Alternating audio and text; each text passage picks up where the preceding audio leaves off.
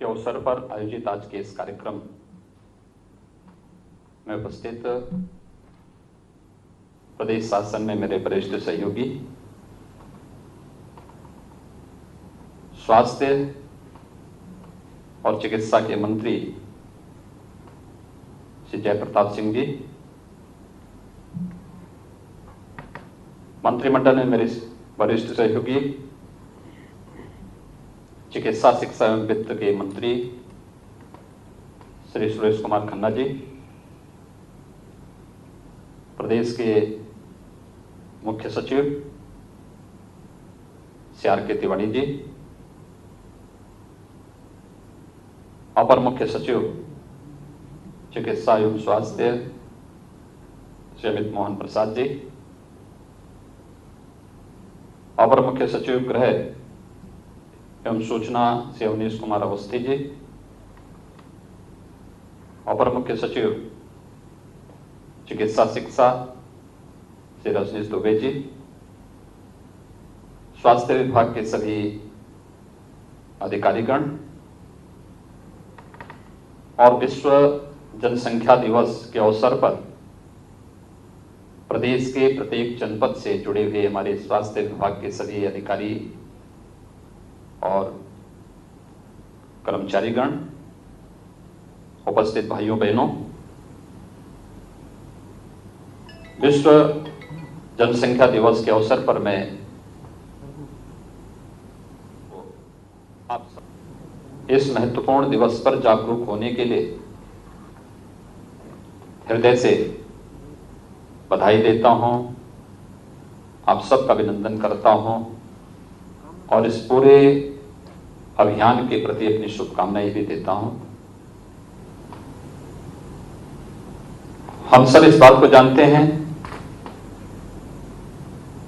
कि सकल जनसंख्या घनत्व का प्रभाव शिशु मृत्यु दर और मातृ मृत्यु दर पर जुड़ा हुआ है। स्वाभाविक रूप से जब हम उत्तर प्रदेश की बात करते हैं कि प्रदेश में जनसंख्या का जो घनत्व है और प्रदेश में सकल जन्म दर देश की तुलना में अगर हम देखें, तमाम उपायों के बावजूद भी ये अभी भी काफी ज्यादा है। अगर देश के अंदर इसका अनुपात 2.2 है तो उत्तर प्रदेश में 2.7 तक जाता है। इसका प्रभाव शिशु मृत्यु दर पर भी और मातृ मृत्यु दर पर भी स्पष्ट दिखाई देता है। 3 वर्षों में अनेक प्रयास किए गए, लेकिन उन सब प्रयासों के बावजूद इस बात को महसूस किया जाता रहा है कि व्यापक जागरूकता के माध्यम से हम प्रत्येक नागरिक के मन में यह भाव जागृत कर सकें कि जनसंख्या स्थिरीकरण के माध्यम से हम प्रत्येक नागरिक को स्वस्थ और एक सुंदर परिवार की ओर अग्रसर कर सकते हैं। उस व्यापक जागरूकता कार्यक्रम की दृष्टि से आज का यह दिवस अत्यंत महत्वपूर्ण है। कोविड-19 की चुनौतियों के बीच स्वास्थ्य विभाग ने यह कार्यक्रम आयोजित किया है। मैं इसके लिए स्वास्थ्य विभाग को हृदय से धन्यवाद देता हूं और बधाई भी देता हूं। पिछले कुछ समय से अनेक कार्यक्रम प्रारंभ हुए हैं, जिन कार्यक्रमों के माध्यम से हम प्रदेश के अंदर मातृ मृत्यु दर को और शिशु मृत्यु दर को नियंत्रित कर सकते हैं। और इस दृष्टि से अनेक जो कार्यक्रम केंद्र और प्रदेश सरकार के द्वारा प्रारंभ किए गए हैं, जिसमें जननी सुरक्षा योजना है, जननी शिशु सुरक्षा कार्यक्रम, प्रधानमंत्री सुरक्षित मातृत्व अभियान, प्रधानमंत्री मातृ वंदना योजना, ये सभी व्यापक पैमाने पर संचालित हो रहे हैं। इसके साथ ही हम लोगों ने प्रदेश के अंदर जो कार्यक्रम प्रारंभ किए हैं, उन कार्यक्रमों की श्रृंखला में प्रदेश में शिशु मृत्यु दर को नियंत्रित करने के लिए 1820 newborn care corner, 180 newborn stabilization unit, 82 sick newborn unit की स्थापना प्रदेश के अंदर हुई है। 53 जनपदों में 170 मोबाइल मेडिकल यूनिट संचालित है,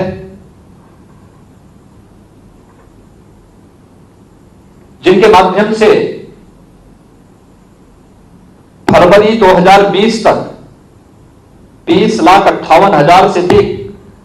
लाभार्थियों को ओपीडी के माध्यम से सेवाएं प्रदान की गई। प्रदेश में गंभीर रोगियों के लिए 250 एडवांस लाइफ सपोर्ट एम्बुलेंस संचालित हैं, जिनमें मई 2020 तक 2,01,000 से अधिक रोगियों को, यानी जो लाइफ सपोर्ट एम्बुलेंसेज है, इनका लाभ प्रदान किया गया है। 102 एम्बुलेंस की 2270 यूनिट हमारे पास क्रियाशील हैं। मई 2020 तक 3 करोड़ 85 लाख लाभार्थियों को इस सेवा के माध्यम से लाभान्वित किया गया।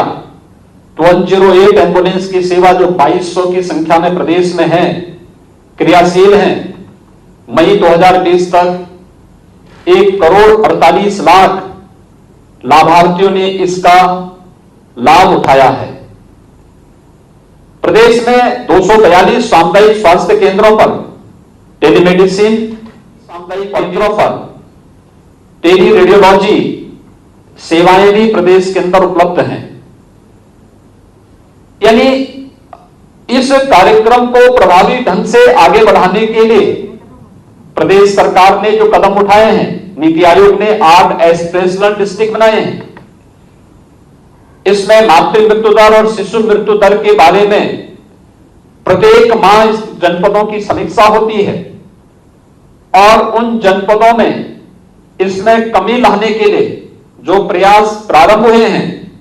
उसके बहुत आशातीत परिणाम भी हम सबके सामने देखने को प्राप्त हुए हैं। पूर्वी उत्तर प्रदेश के जो 38 जनपद वेक्टर बॉर्न डिजीज से प्रभावित थे, इंसेफ्लाइटिस से और भी तमाम ऐसी बीमारियां थी जिसकी चपेट में आकर के और समय तमाम नवजात शिशु या फिर बच्चे उसकी चपेट में आकर के और समय कालकल्पित होते थे। व्यापक पैमाने पर जो कार्यक्रम चले, उसका परिणाम था कि 90% तक हमने मृत्यु दर को नियंत्रित करने में सफलता प्राप्त की। और आज का दिन इसलिए भी महत्वपूर्ण है, जनसंख्या, विश्व जनसंख्या दिवस के साथ ही आज स्वास्थ्य विभाग ने कोविड-19 को प्रभावी अंकुश लगाने के लिए विगत 4 माह से जो कार्यक्रम प्रारंभ किया, उस कार्यक्रम की श्रृंखला में मुझे याद है जब कोविड-19 का पहला केस उत्तर प्रदेश में आया था, तब उत्तर प्रदेश में हमारे पास एक भी लैब नहीं थी जहां पर हम टेस्टिंग कर सके। इसके बाद जब एक प्रक्रिया आगे बढ़ी तो केजीएमयू में जब हम लोगों ने इस क्षमता का विकास किया तो पहले चरण में केवल 60 टेस्ट प्रतिदिन करने की क्षमता का विकास हो पाया। और कल तक के आंकड़े हैं कि उत्तर प्रदेश में 38,000 टेस्ट प्रतिदिन वर्तमान में हो रहे हैं। यानी 38,000 टेस्ट प्रतिदिन करने की क्षमता उत्तर प्रदेश ने भारत सरकार के सहयोग से आदरणीय प्रधानमंत्री जी के मार्गदर्शन में आज क्षमता विकसित की है। और आज मुझे प्रसन्नता है कि जिन 6 कमिश्नरी में हमारे पास कोई टेस्टिंग लैब नहीं थी, उन 6 कमिश्नरी की 7 कमिश्नरी में टेस्टिंग लैब BSL 2 की लैब को आज एक साथ हम उद्घाटन करने जा रहे हैं, जहां पर हम लोग आज से वहां पर टेस्टिंग की क्षमता भी हम लोग विकसित करने में और वहां पे सैंपल लेकर के कोविड-19 की जांच करने की एक सुविधा वहां पर उन कमिश्नरी मंडलीय चिकित्सालयों में उपलब्ध हो चुकी है। इसके साथ ही आज और कल 2 दिन के लिए प्रदेश में एक विशेष अभियान प्रारंभ हुआ है और मुझे लगता है इसे हमें अपने जीवन का हिस्सा बनाना चाहिए। कुछ चीजें ऐसी हैं जिसको समझने की आवश्यकता है। जैसे हम यहां बैठे हैं, यद्यपि हर कार्यक्रम की शुभारंभ का हम किस रूप में करते हैं, हम जाते हैं दीप प्रज्वलन कर लेते हैं, अच्छा है। दीप भारतीय संस्कृति में ज्ञान का प्रतीक है, हमें आगे बढ़ने के लिए प्रेरित करती है, लेकिन देश काल और परिस्थिति को भी हम सबको समझना होगा, देखना होगा और खासतौर पर कोविड-19 के खतरों से बचाने के लिए इसी सभागार में सामान्य दिनों में जब हम कार्यक्रम करते थे तो 100-100, 150 लोग एक साथ बैठ जाते थे। आज हम सीमित संख्या में लोग बैठते हैं क्योंकि हमें मालूम है कि हमें कोविड के संक्रमण को भी रोकना है, लेकिन साथ साथ अपने कार्यक्रम को भी संचालित करना है। इसलिए सोशल डिस्टेंसिंग का पालन करते हुए हर एक व्यक्ति इसका पालन कर रहा है, उस प्रोटोकॉल को फॉलो करते हुए हम आगे बढ़ रहे हैं। लेकिन हम लोग जब बैठते हैं तो अक्सर इस बात को ध्यान में नहीं देते कि हम दीप प्रज्वलन करेंगे तो सभागार में सेंसर लगे होंगे, पता लगा फायर ब्रिगेड की गाड़ियां दौड़े चली आ रही, हम यहां अंदर बैठे हुए बाहर से पानी की बौछारें। और ये छोटी छोटी बातें जिसको ध्यान में रखना होगा कि हम लोगों को वर्तमान में उत्तर प्रदेश कोविड-19 के प्रारंभ होने के बाद किस प्रकार की परिस्थितियों को झेला है और सफलतापूर्वक प्रत्येक चुनौती से हम लोगों ने उसका मुकाबला करते हुए सफलतापूर्वक हम बाहर निकले हैं और प्रदेश की 24 करोड़ जनता को एक सुरक्षित माहौल देने में हमें सफलता प्राप्त हुई। इस समय हमारे सामने एक नया चैलेंज है और वह चैलेंज है एक तरफ कोविड-19 के संक्रमण को रोकना, दूसरा बरसात के अत्यधिक बरसात को देखते हुए जितनी भी विषाणु जनित बीमारियां, संचारी रोग हैं, इन सभी प्रकार के संचारी रोगों को भी प्रभावी ढंग से इसकी भी रोकथाम करना और इसकी रोकथाम करने की ही जिससे हम लोगों ने आज सेकंड सैटरडे था, सेकंड सैटरडे और संडे दोनों को उपयोग हमने किया क्योंकि सरकारी कार्यालय ज्यादातर बंद होते हैं और ज्यादातर बंदी के दौरान हम लोग इस बात को ध्यान में रख करके कि कार्यालय बंद रहेंगे, सभी लोग घर में रहेंगे। अगर हम 2 दिनों के लिए अपने व्यापारिक प्रतिष्ठानों को भी बंद करके लोगों को घर में रखेंगे और स्वच्छता, सैनिटाइजेशन और फॉगिंग का एक विशेष अभियान प्रदेश के अंदर चला ले, दूसरा सर्विलांस टीम के गठन के माध्यम से मेडिकल स्क्रीनिंग की व्यापक व्यवस्था, रैपिड टेस्ट के माध्यम से प्रत्येक सस्पेक्टेड केस की जांच करना और फिर कोविड हॉस्पिटल में उनकी व्यवस्था की गई है, वहां पर उन्हें यह व्यवस्था हम दे सकेंगे तो काफी हद तक मृत्यु दर को नियंत्रित करने में हमें सफलता प्राप्त हो सकती है। और मैं धन्यवाद दूंगा कि सभी संबंधित विभागों ने, ग्राम्य विकास और पंचायती राज ने, नगर विकास ने, स्वास्थ्य और चिकित्सा शिक्षा ने, अन्य सभी संबंधित विभागों ने इस पूरे कार्यक्रम के साथ जुड़कर के इसको सफलतापूर्वक आगे बढ़ाने का कार्य किया है। हम सब जानते हैं कि कोविड-19 से आज हम सुरक्षित हैं इसलिए क्योंकि आदरणीय प्रधानमंत्री जी ने समयबद्ध ढंग से जो निर्णय लिया और उसको प्रभावी ढंग से देश के अंदर लागू करने का परिणाम रहा कि दुनिया के अंदर जब हम देखते हैं कि अकेले अमेरिका के अंदर अमेरिका की कुल आबादी कुल 33 करोड़ है और वहां पर संक्रमण और वहां पर मृत्यु दोनों को हम देखते हैं तो अकेले अमेरिका में मृत्यु 1,35,000 से अधिक हुई है और भारत के अंदर जब हम इस बात को देखते हैं तो समय से लेकर फैसले का परिणाम क्या होता है कि देश की आबादी 135 करोड़ होने के बावजूद, यानी अमेरिका से 4 गुना अधिक आबादी होने के बावजूद भी भारत ने कैसे प्रभावी इस पर नियंत्रण किया है, यह इस बात को दिखाता है कि भारत जैसे विशाल आबादी के देश में मौत के आंकड़े अमेरिका में क्रॉस करता है, वहीं भारत में कुल 20,000 तक है। यानी ये समय से लेकर फैसले, यानी इतनी बड़ी आबादी को बचाने का कार्य प्रधानमंत्री मोदी जी के समय से लेकर फैसले के कारण हुआ। और इसलिए छोटी छोटी बातों को ध्यान में रख करके हम व्यापक पैमाने पर मृत्यु दर को नियंत्रित कर सकते हैं, चाहे वह कोविड-19 से हो या किसी भी वेक्टर बॉर्न डिजीज से हो। उस पर प्रभावी अंकुश लगाने के लिए प्रत्येक नागरिक को जागरूक करने की आवश्यकता है। और उसी दृष्टि से आज का एक कार्यक्रम अत्यंत महत्वपूर्ण है। विश्व जनसंख्या दिवस के अवसर पर हम एक स्वस्थ समाज की स्थापना के लिए एक नए सिरे से प्रयास करें, आम जन को जागरूक करके इस दिशा में नए सिरे से प्रयास किए जाने की आवश्यकता है। साथ साथ कोविड-19 के दौरान भी इन चुनौतियों से जूझते हुए भी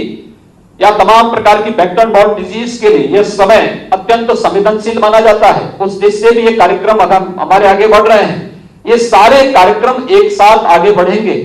तो निश्चित ही हम लोग एक अच्छी दुनिया की परिकल्पना को साकार कर सकते हैं, जिसमें हर व्यक्ति स्वस्थ रहेगा, हर व्यक्ति अपने एक सुनहरे भविष्य का सपना साकार कर पाएगा। इस विश्वास के साथ मैं एक बार फिर से विश्व जनसंख्या दिवस के अवसर पर देशवासियों को हृदय से बधाई देता हूं। हम उत्तर प्रदेश की सकल जन्म दर को भी राष्ट्रीय औसत से कम लाने में क्या प्रयास कर सकते हैं, इसके लिए व्यापक जन जागरण के एक बृहद अभियान को प्रत्येक समुदाय तक, प्रत्येक परिवार तक पहुंचाने की आवश्यकता है। लेकिन साथ साथ कोविड-19 और किसी प्रकार की संचारी रोग से बचाव करने के लिए भी हमें एक बृहद अभियान का हिस्सा बनना चाहिए। इस विश्वास के साथ जो एक कार्यक्रम यहां पर एक साथ BSL सेकंड की जो लेबोरेटरी कोविड-19 की दृष्टि से आज यहां पर लोकार्पित की जा रही है, एक अच्छा प्रयास हुआ है। आज के दिन पर स्वास्थ्य विभाग कह सकता है कि हमारे प्रदेश के